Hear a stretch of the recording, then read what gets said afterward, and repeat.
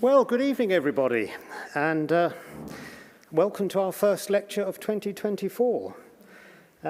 My phone tells me that the outside temperature is now exactly 0 degrees. So well done for making it here in such chilly weather. Our speaker tonight is Sarah Chaney, who is an honorary, I think that's correct, isn't it? An honorary research fellow at the Queen Mary Centre for the History of the Emotions in London, which was the first research centre in the UK dedicated to studying the history of the emotions. Among other distinctions, Sarah won the 2022 Voltaire Lecture Medal for, quote, her illuminating research on human emotions, which has helped us to think more critically about the ideas we take for granted. Sarah's book, Am I Normal?, described as a hugely entertaining and deeply shocking account of our fixation with normality, was a best popular science book of 2022. It was called Riveting by the Mail on Sunday, Captivating by The Guardian, and Excellent by the Daily Telegraph. So it has achieved acclaim across the political spectrum and is indeed an excellent book. I strongly recommend it, and Sarah will be signing copies of it afterwards. It shows how the very idea of normal came about and how it has shaped all of us, often while entrenching oppressive values. Please welcome Sarah Chaney.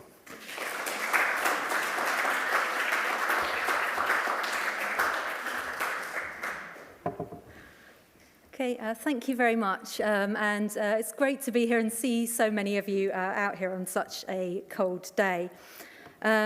So I'm going to talk tonight about why it's okay to be strange and some of the themes from my book on the history of being normal. But I want to start off, as I do in the book, with a personal anecdote. So this is a photograph of me on my first day at secondary school.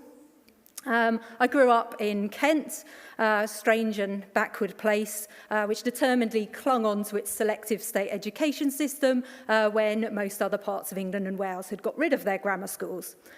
So I'm here in my not very well-fitting second-hand uniform. Grammar school uniforms were prohibitively expensive for many people.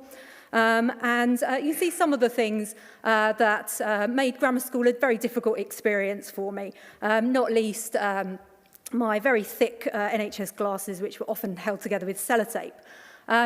So I found grammar school a very difficult place. I didn't fit in. I was talked about as being weird, called out for my glasses all the time. And it's the glasses that I want to focus on here because they illustrate a couple of things that come up in the history of being normal and show, I guess, some of the different ways in which it might relate to our everyday lives.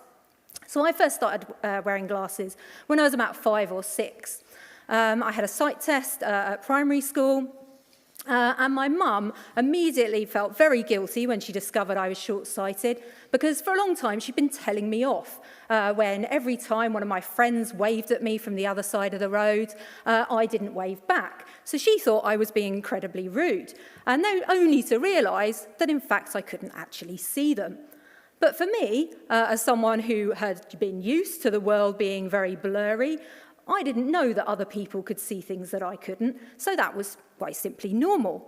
So I guess it shows how very different experiences and perceptions of the world can emerge even within the same family. And then one other thing related to that story. I remember a few years after first getting glasses for the first time, I was sitting in the back of a car driving along the motorway on a very rainy night. And I remember taking my glasses off so that I could see the street lights kind of spread and blur into the wet night. And I remember thinking how sad it was that none of the rest of my family could see something that was so beautiful.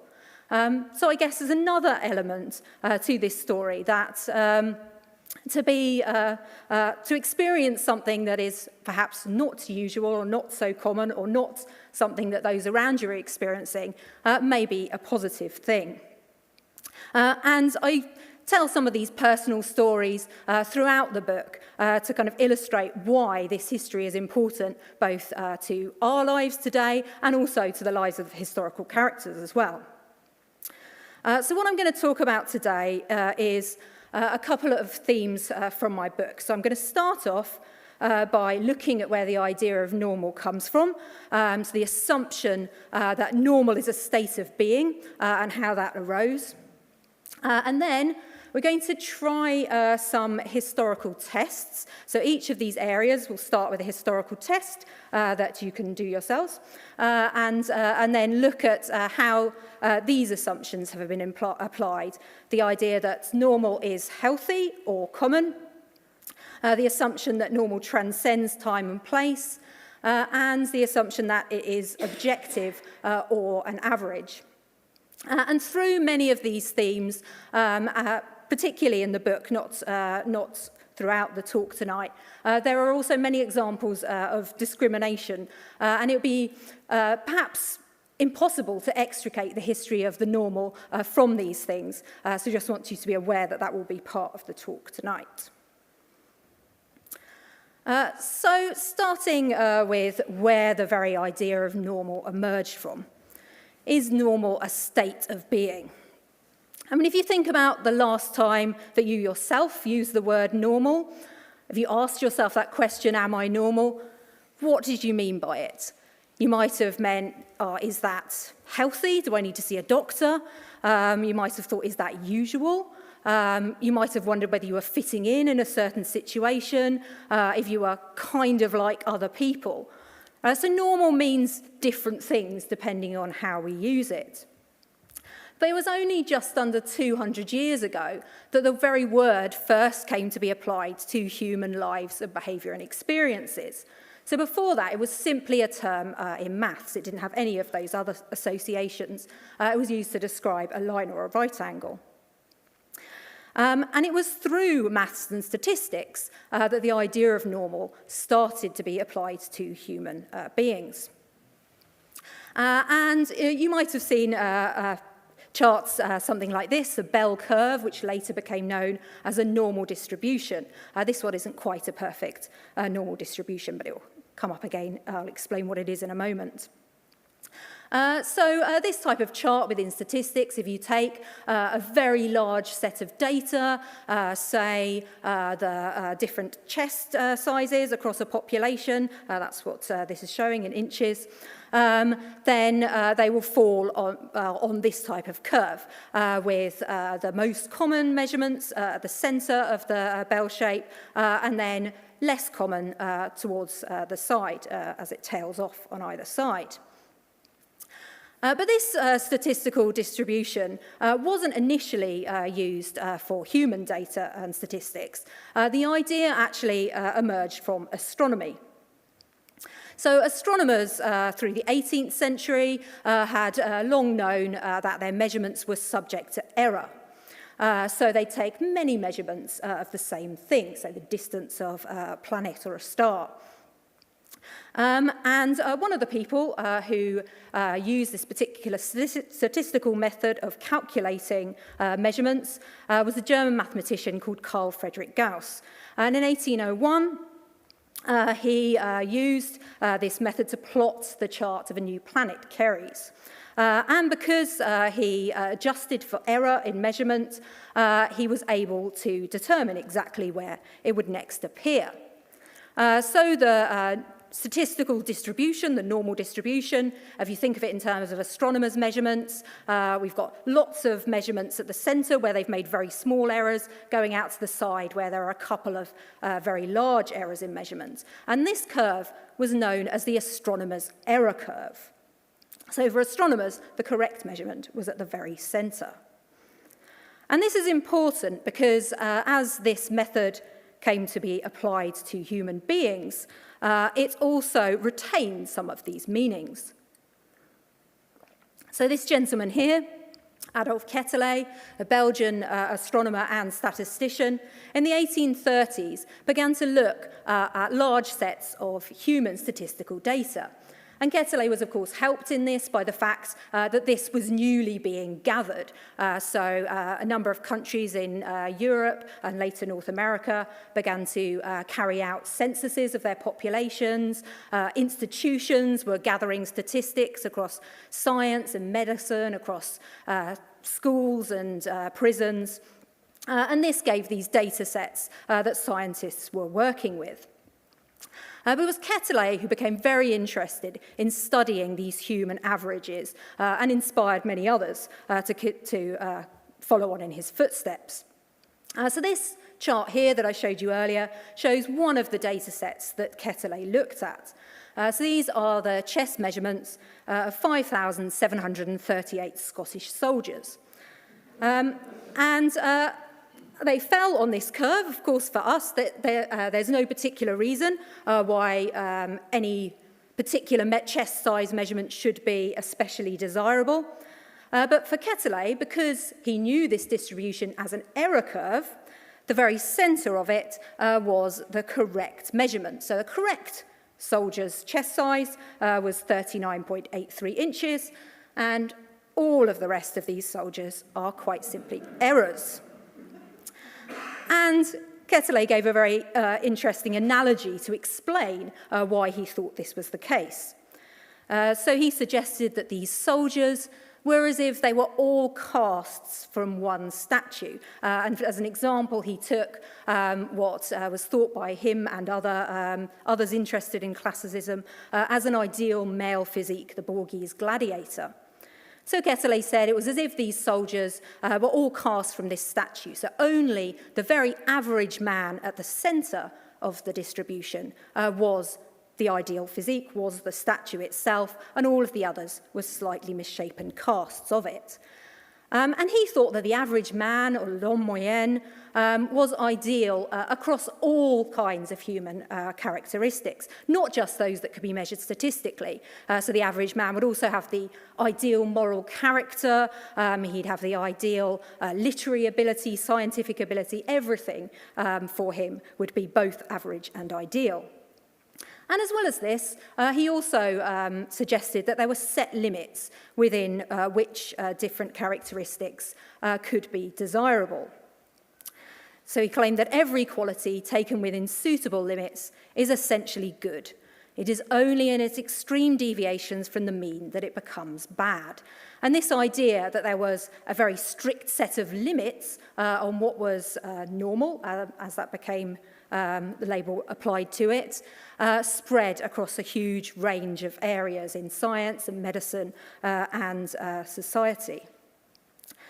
So from the very beginning, it's important to remember that normal meant both average and ideal, even where those were not necessarily the same thing. So moving on to the second area, is normal healthy? So I want to start this off with a test. This is an asylum admission test from the late 19th century. And if I could ask you all to read aloud the phrases on the screen.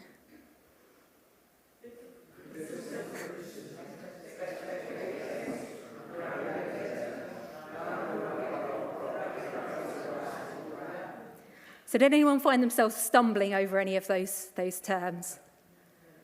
No, we have a perfectly reading audience.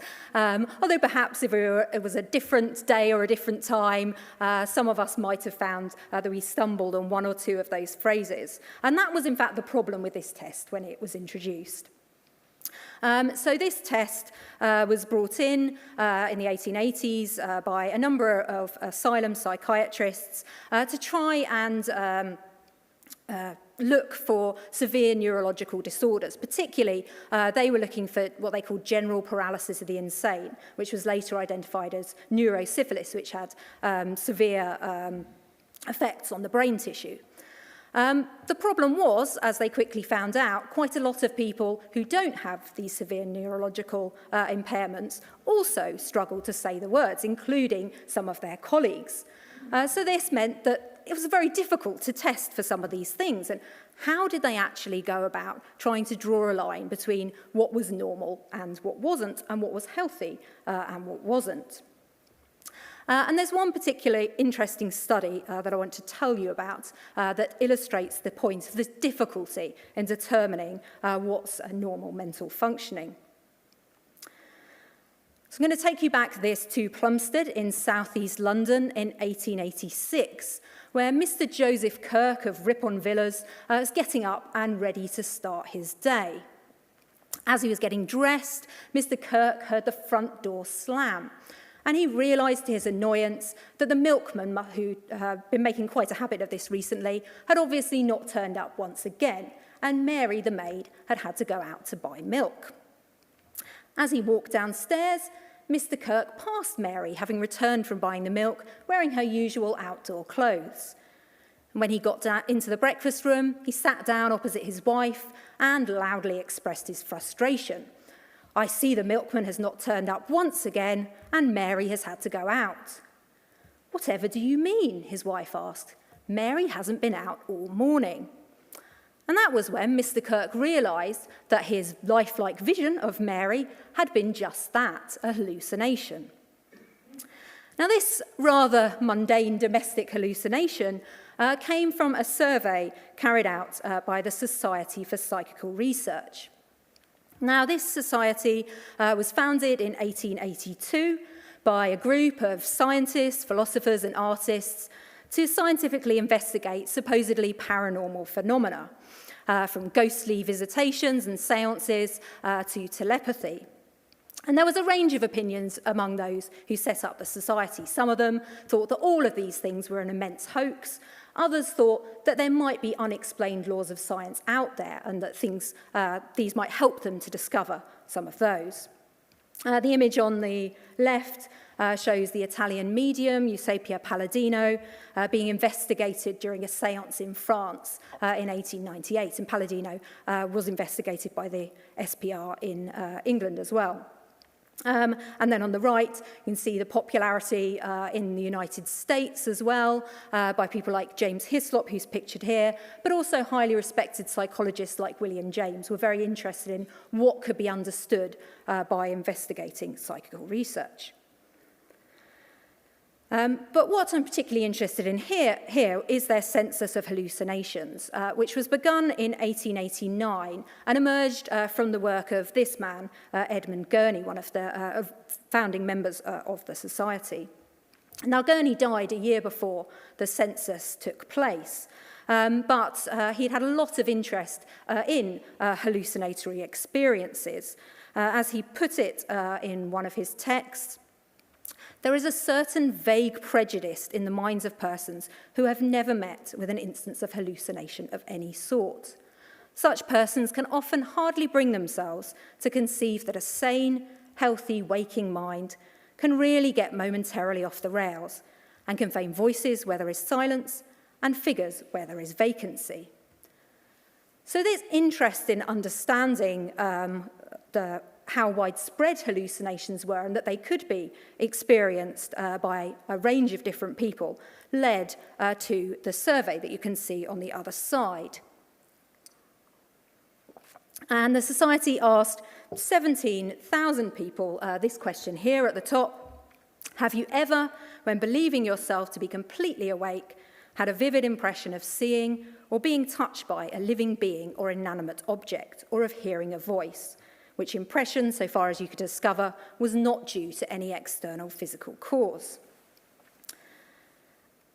And they discovered that 13% of people who answered said yes, they had. That's 2,272 people. So while it wasn't a majority experience, it appeared that seeing or hearing things that others did not was actually relatively common and was not necessarily associated with either mental or physical illness. Now, this might not have been a surprise to some psychiatrists and their patients. So one gentleman that I came across in my research was a man named Walter Abraham Haig. He was a young tutor who was admitted to the Bethlem Royal Hospital, one of the world's oldest psychiatric institutions, in 1882. Haig stayed at Bethlem for 4 years in his first admission and was later readmitted several times as a voluntary patient. And while he was there, he worked very closely with several of his doctors, including George Savage and Theo Hislop, pictured here. And he was actually credited in both of their textbooks. So these are the two places where they've credited him, not identifiable in any way as having been one of their patients. Now, Haig was very critical of the idea of sanity and insanity and the boundary between these two things. And in his letters, which he wrote many of to the institution in between his admissions, he almost invariably put both terms in inverted commas. So you can see two of his letters here. On the left-hand side, he writes, "My dear Dr. Hislop, as you are aware, the sane world has little idea of these sense perversions, many of which are classified under the name of insanity." And then on the right-hand side, about halfway down the page, he writes, "As to what my perversions of sensations are, no sane person would have any idea. But I do despise those who know I have been certified and who judge ignorantly." Now, interestingly, in their later careers, both George Savage and Theo Hislop began to write about so-called insanity and to see sanity and insanity as relative terms. So in one of the lectures that he gave later in his career while practicing as a private physician, George Savage spoke to members of the British Medical Association, and he asked his audience, will you be prepared to certify every patient who admits having hallucinations of his senses? Certainly in my earlier asylum experience, I should without any hesitation have said if a man hears voices, he is not safe to be at large. And if he believes that he is being influenced by others in some occult way, he is a dangerous lunatic. Yet you may be surprised to hear that I now have several examples of men suffering from these subjective nervous disorders who are earning their livings and are as free as you or I. So both the experiences of some psychiatric patients and their doctors and surveys like the Census of Hallucinations suggested that certain mental experiences were not actually as rare as many people had believed, and not necessarily unhealthy or problematic. And I think it's interesting, this example, that it indicates that normal studies are not always normative. They're not necessarily prescriptive of a particular way of being. Sometimes they might show that things that had been perceived to be abnormal are actually far more widespread than had been previously perceived. And another example of this that I address in the book is the studies of human sexual behaviour by Alfred Kinsey and Little Kinsey in this country just after the Second World War, both of which discovered that same-sex encounters were much more widespread than had been previously thought to be the case. So the next area that I wanted to look at is the idea of normal as a stable category. So again, I'm going to start this with a test. This is a 1917 IQ test. So I'd like you to keep track of your answers in your head and tally up your scores as we go. So question 1, 500 is played with what? The answer is cards. Number 2, Carrie Nation is known as what? She was a temperance agitator. Question 3, There's a Reason is an ad for what? It is, of course, a drink. And finally, the most prominent industry of Milwaukee is, flour. Pressed that slightly too soon. Did anybody get 4 out of 4? No. Did anyone get none of them right? Yeah, quite a few. That's generally the case. Did anyone know any of the answers? No, even I did this recently with a group of American students, and some of them who were from Milwaukee were quite upset that they didn't know the most prominent industry in 1917. Because, of course, not only are these questions very culturally specific, but also very specific to the time in which they were created. So I'll come back to this particular test, but this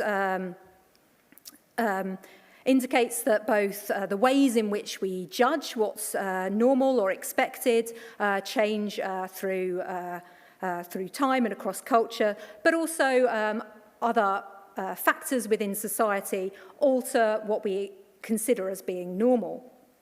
During the 19th century, across much of the Western world, literacy became more highly valued. In 1840, in this country, 2/3 of men and only about 50% of women could read and write. But by the end of the century, almost 3/4 of both of them could. And schooling was becoming more important for a longer period, became compulsory in 1880, and many other countries also introduced a compulsory schooling.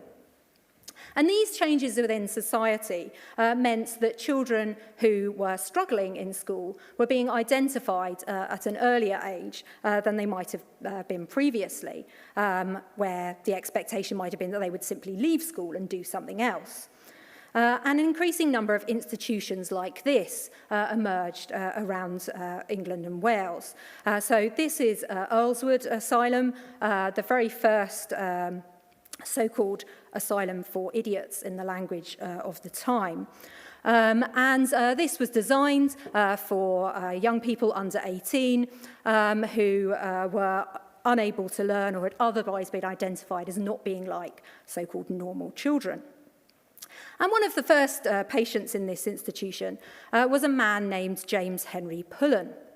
Now, Pullen was admitted to Earlswood when he was 15 years old, but he'd long been identified by his family and by those around him as struggling to learn. As a child, he struggled to learn to speak, and no school would actually have him as a pupil. But at Earlswood, Pullen's skill in carpentry was discovered. And this is his pictorial autobiography. So Pullen's language skills remained limited through his life, but he was able to express what was important to him through these pictures, which frequently focus on the model ships that he built in the institution, so including a scale model of Brunel's Great Eastern and a wide range of fascinating fantasy ships. So Pullen became known as the genius of Earlswood Asylum for his abilities in carpentry. And there's this interesting juxtaposition here where people like Pullen in an earlier period might well have been appreciated for those skills without it being a factor that there were certain other things that they couldn't do. And this is certainly something Simon Jarrett suggests in his book, Those They Call Idiots, that prior to the 19th century, people within not everybody, but within some communities, villages and towns, were seen to have a prominent place, even though they struggled in school and were unable to learn things like reading and writing. However, it was through all of this interest in education and in understanding difference among young people that intelligence testing emerged. In 1904, the French psychologist Alfred Binet was asked by the Minister of Public Education to try and find ways to identify early children who were struggling in the classroom in order to find ways to support them. So Binet developed a range of tests that were not just around standard literacy. And he felt that there were certain tasks that children should be able to complete at different ages.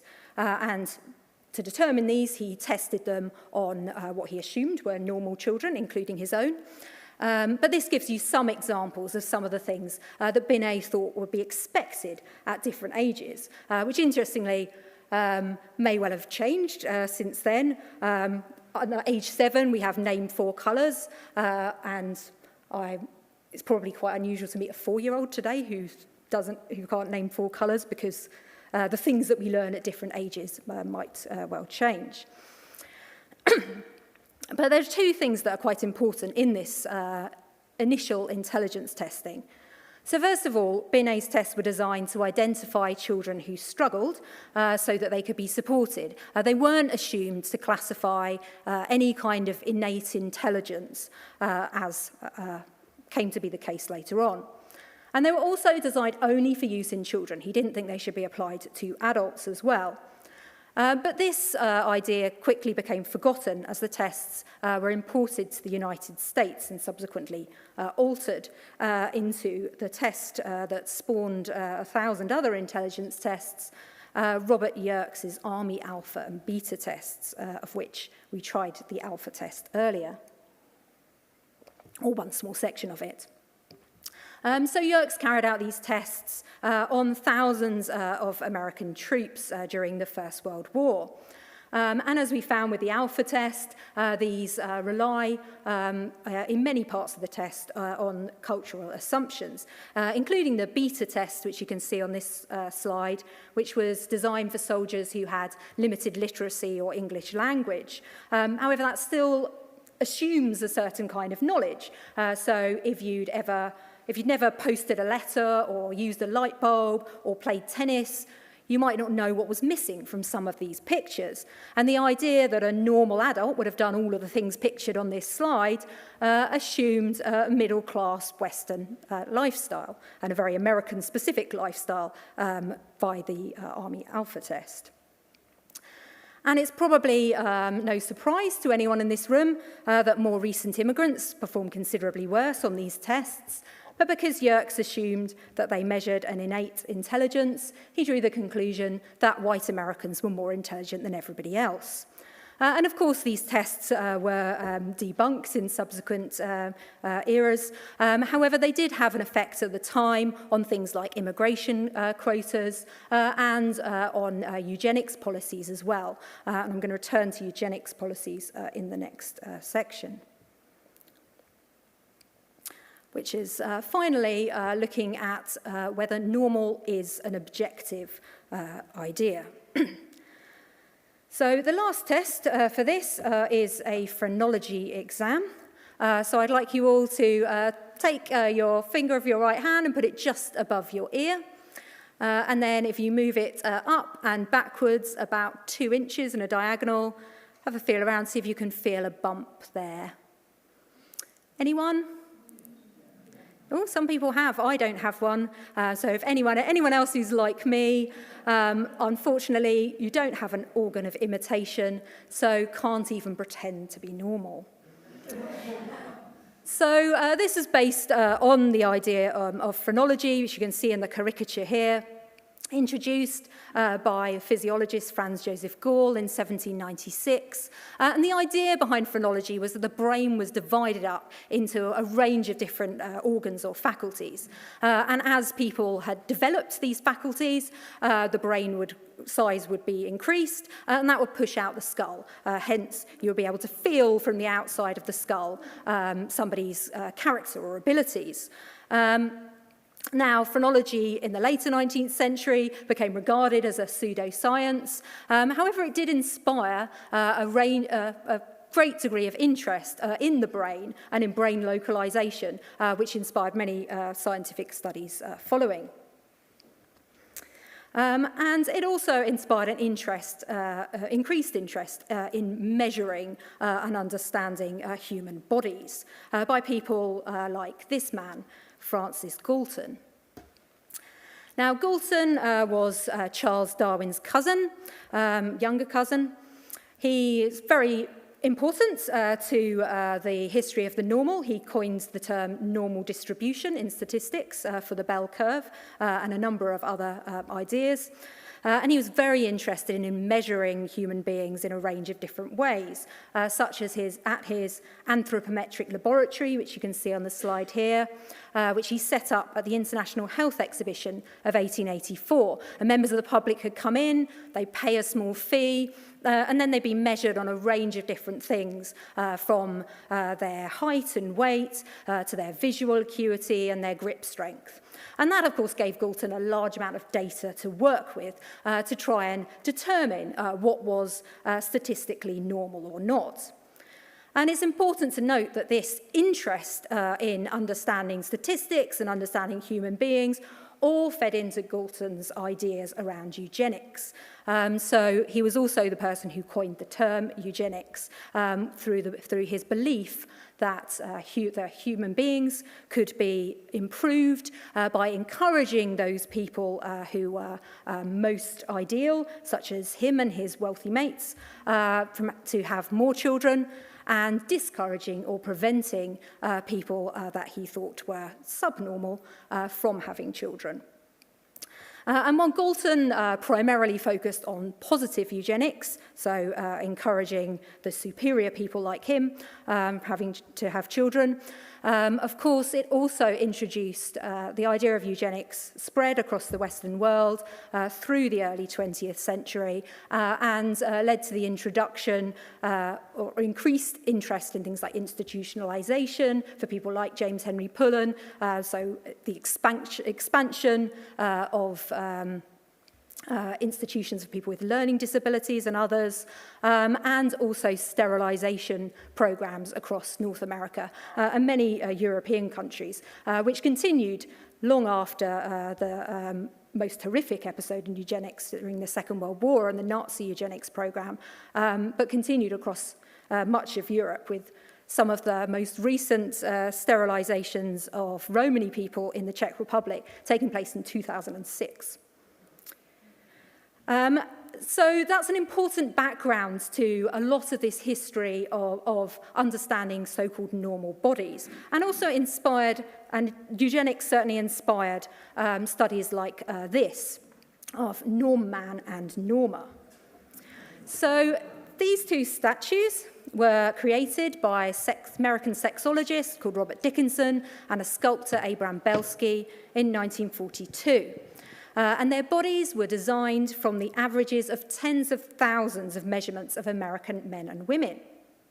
Not all men and women, though, so normal never means everyone. So both Norma and Norman were based largely on young, white, American-born people. And then this kind of exclusionary practice was exacerbated by the label placed on the statues when they were displayed in the Cleveland Health Museum, Native White American. So this perpetuated the notion that to be American was to be young, white, and able-bodied, and then doubly excluded others from that idea. But did Norma and Norman really exist?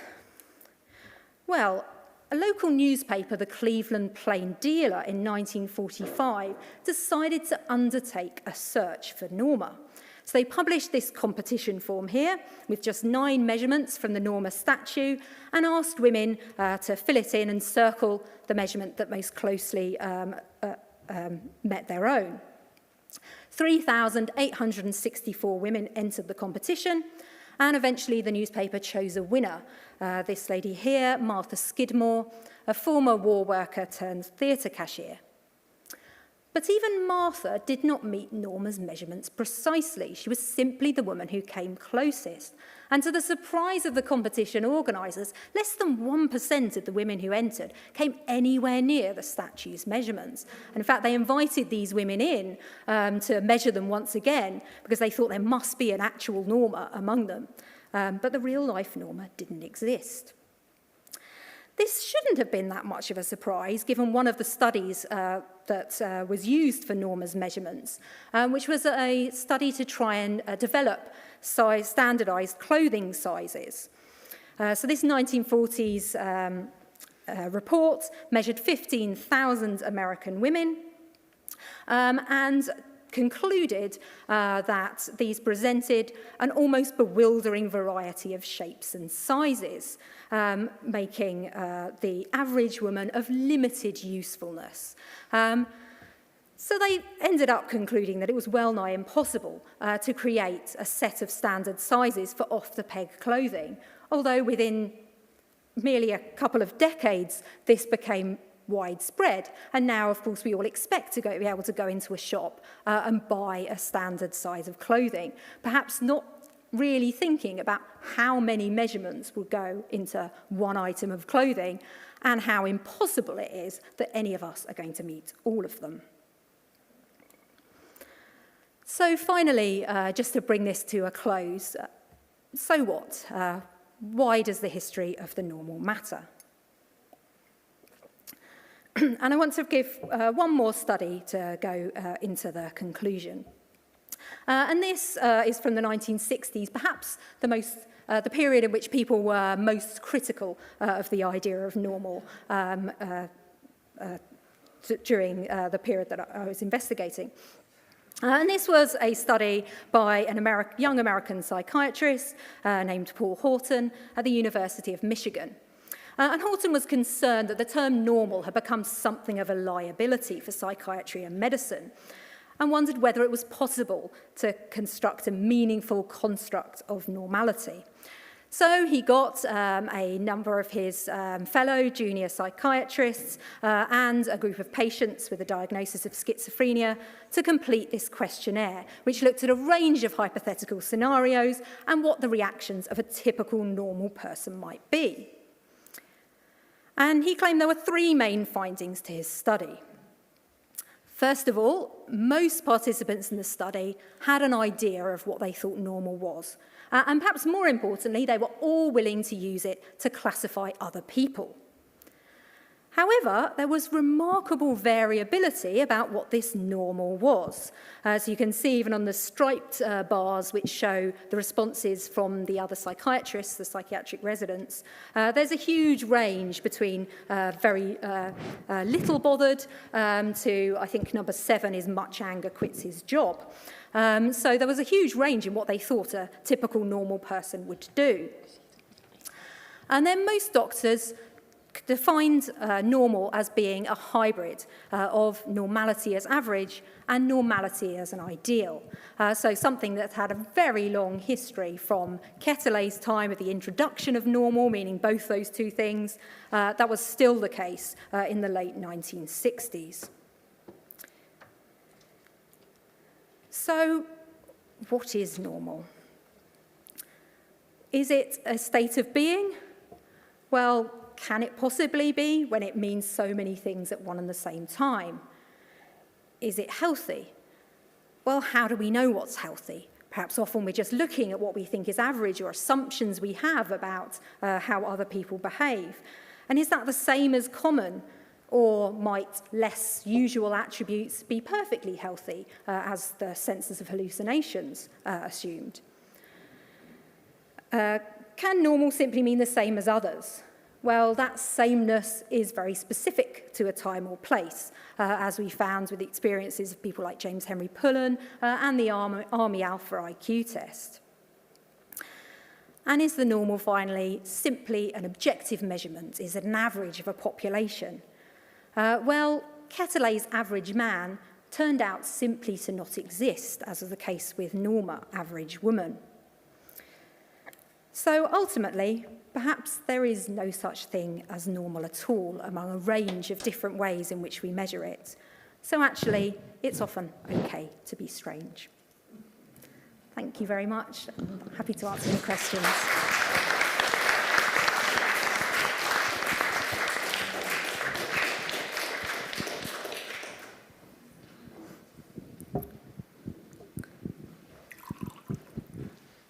Thank you very much indeed, Sarah. That was absolutely fascinating. I'm sure we've got some questions. While we think of them, can I kick off with a question? You made several references to IQ tests and their shortcomings. Is it the case that IQ tests are still widely used? And if so, do you think they've got any better? And we should be taking any notice of them? Good question. I mean, I don't actually, as a historian, I'm not sure how widely IQ tests are used today. I could only really think of my own experiences. But one of the things that was particularly interesting in the history of the IQ test is in the late 1970s and early 1980s, the realization that a number of psychologists had that IQ tests were being frequently renormed, as they called it. So because the average IQ is supposed to be 100, 100 relating back to Binet's study, because that would mean that your chronological age and your mental age are exactly the same. That's where that school would come from.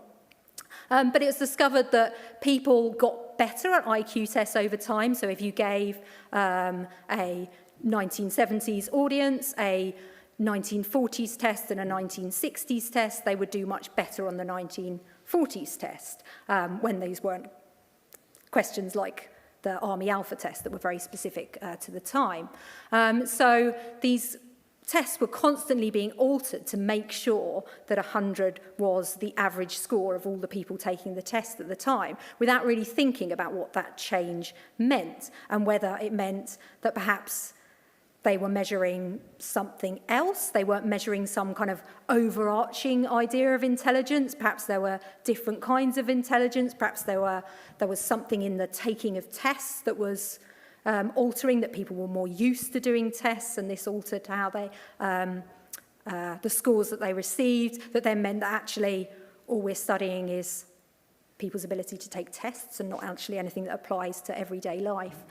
So I think that kind of underlines the big challenge around IQ tests as to what they're actually measuring. So from the Army Alpha test onwards, it was assumed for a long time that there was this one thing called intelligence that was largely unchanging through somebody's life that they could somehow measure. And in more recent decades, this has been questioned as to whether intelligence is always one thing or there are multiple different kinds of intelligence, and then whether a test is actually the appropriate way of measuring that. Thank you.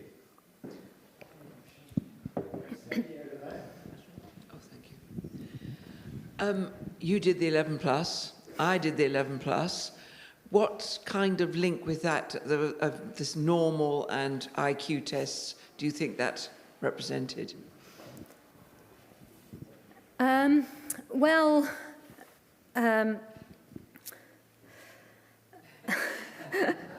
Interesting question. I suppose part of the interest around the introduction of selective education was this assumption that at an early age you could almost determine the outcome of someone's life. So therefore, if you test them at the age of 10 or 11, then you'd somehow find what Galton would have thought of as being superior individuals, and then these people could all be given better life chances than those people who wouldn't succeed to the same extent. And that is an immensely questionable on every level idea, that you can actually determine that about a 10 or 11-year-old. So one of the most significant reasons why the 11 plus was very flawed, and in fact, many of the people interested in the early notion of grammar schools and selective education and the 11 plus were also very interested in eugenics. So through the early 20th century, those things are quite intrinsically entangled. Did you think that there was a sort of sense, wasn't there, with the 11 plus? There were two sorts of people, the sheep and the goats, and you could give people a test and find out which group you were in. So, do you think it's bad that we still have the 11 plus in some areas? Yes, personally. I mean, one of the things that I found very difficult at grammar school was this assumption that so many of the people around me had that everybody else was stupid, and I think that also creates a kind of hideous divide among populations. If you've got this small set of people who are assuming that they're somehow better than everyone else, that's many of whom are probably, because of the advantages that they've had through this education system, might well go on into positions where they have influence over other people. I don't think that's any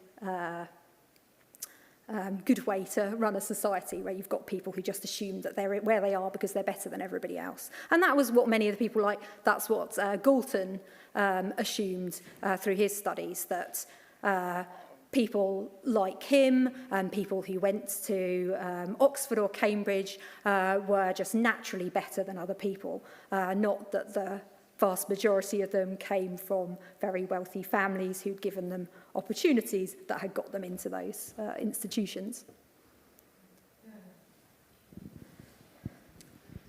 Before the history that you've studied in the book, people obviously thought that some people were mad, and they thought that some people were stupider than themselves, and groups would think that of other groups. But are you saying that this idea of normal wasn't around? So if they didn't think they were normal, they just felt they were superior or inferior or not coping? Yeah, well, I guess there's two things that I would say to that. So one is this idea of comparing yourself to an expectation or to a kind of wider idea of normal. So before these scientific studies started, yes, of course, people compared themselves to other people around them, but they weren't comparing to any kind of assumed average or to any kind of wider set of expectations, perhaps just to the people they knew in their town or their village or or in their family, rather than this kind of mythical ideal of normal.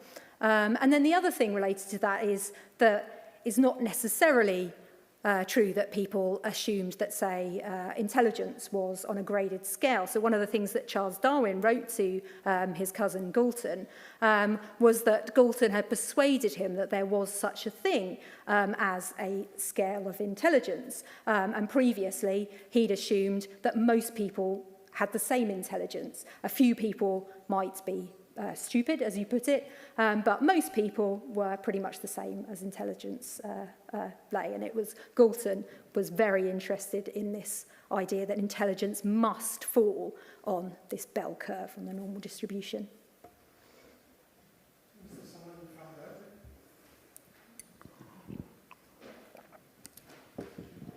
Hi Sarah, thank you. That was a really interesting talk.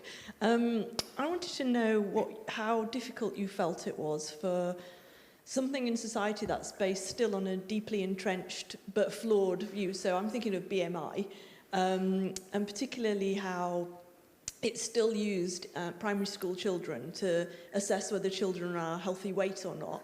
And I think I noticed that sort of year 6-ish, lots of girls haven't gone quite through puberty, so they get a bit of what I think the old term was puppy fat. And so many of those children were told that, you know, you got letters home saying that they were overweight, and it's based on, I think, a 1950s really anachronistic sort of study based on white Europeans. And all those girls went on to be very healthy, in inverted commas, weight. So I just wondered how difficult you felt it was for society to change those, even when we know it's wrong. Yeah. I mean, it is a huge challenge to change some of these very entrenched assumptions. The BMI is interesting because that was also introduced by Adolf Quetelet, who was the first person who came up with this calculation. Although, actually, if you look at Quetelet's studies, he actually has a much wider range of normal weights than you get from, I think it's in the 1970s, when it was rediscovered, as it were, and applied to healthy, so-called healthy human beings. And a lot of the statistics that we have for things like weight and blood pressure come from insurance studies as well, especially in the United States in the first half of the 20th century. And what insurance companies were interested in was determining levels of risk. So for them, if someone was over a particular weight, they were more risky to insure. It didn't necessarily mean they were unhealthy, just that they might be slightly more likely to be unhealthy. But then that kind of absolute measure, when it went back into medicine, became seen as that necessarily means someone's unhealthy, without taking all the other factors in their life and their health into account.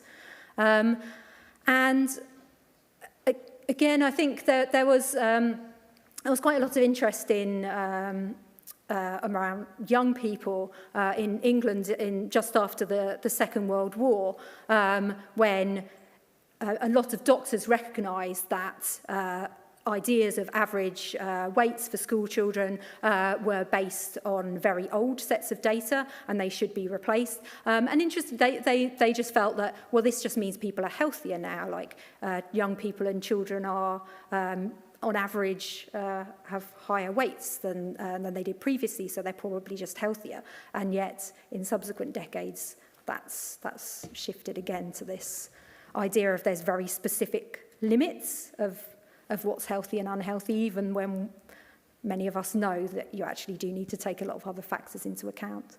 So, yeah, I don't really know what the answer is, but I hope that we find one.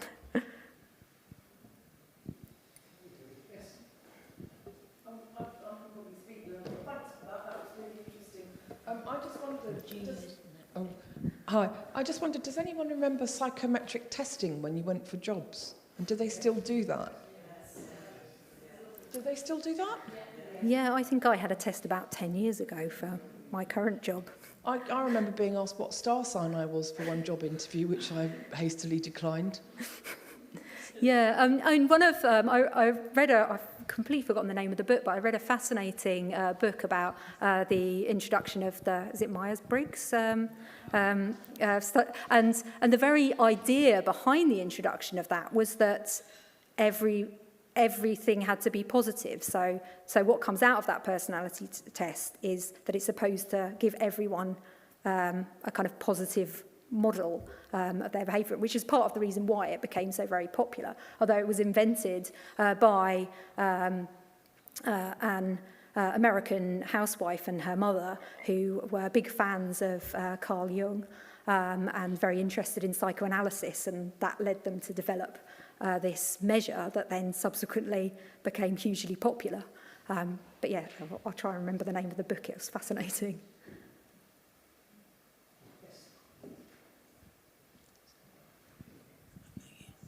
How do you measure people who suffer from autism?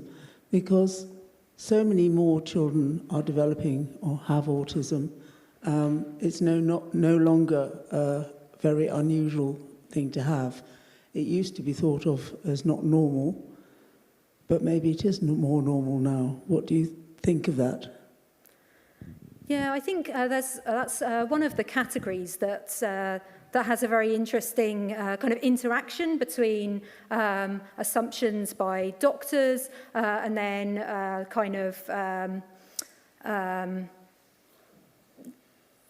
can't think of what the term is, but developed by people who have been categorised themselves. So that the category of autism has changed over time from, if we take Asperger's, for example, as being a very specific thing developed by Asperger himself, and then people who saw them or who have been diagnosed with this began to almost fight back, like people developed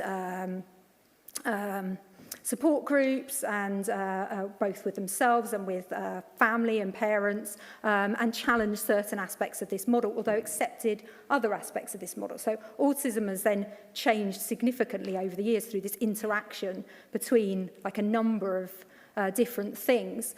But I suppose one thing that I find quite interesting is that we've now moved to this era where we talk a lot about neurodiversity, but somehow that still seems to often happen on a binary, like you're either neurotypical or you're not, but rather than perhaps many people exist on a spectrum of neurodiversity.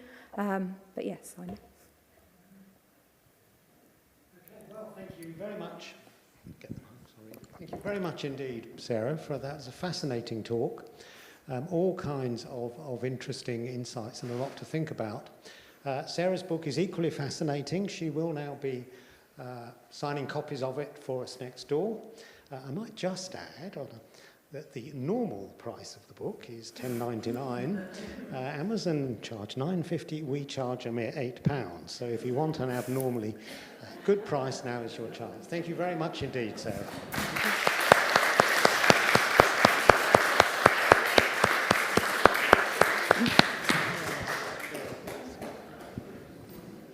There's a glass of wine next door if you'd like it.